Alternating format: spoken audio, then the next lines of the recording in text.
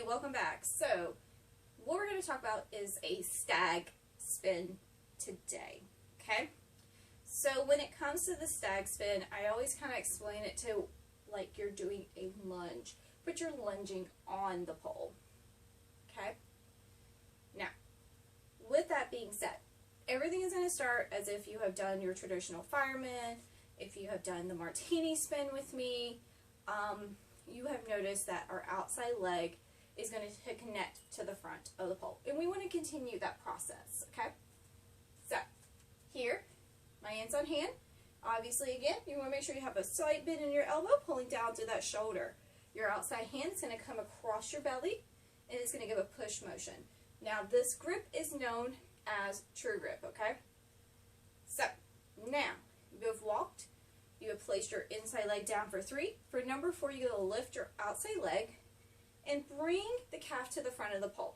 As I'm standing here talking to you, you notice that I automatically crunched my outside hip up to the ceiling. So the leg that is on the pole, make sure that hip crunches up, okay? Now, the reason for that is helping me push the side of my leg near my knee, not your kneecap, not the side of your knee, but the little area right above. So, my bad joke is, when you fold your leg to a 90-degree angle, think about right here, where my finger are kind of hitting at. So it's actually, and I'll show it from the side, it's actually pushing about right there. It's never here, okay? So, when you bring the outside leg, it's pushing, okay? You are pushing your butt back, arching your lower back, crunching that hip up, okay?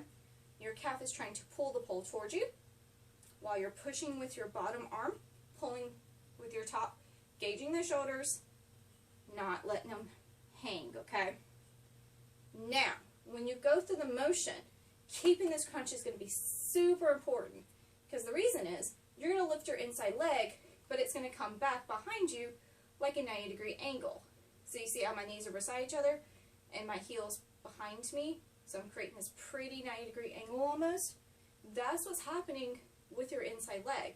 So I'm still keeping it aligned with my knee and my hip, and you can always kind of extend it back further if you feel comfortable, okay?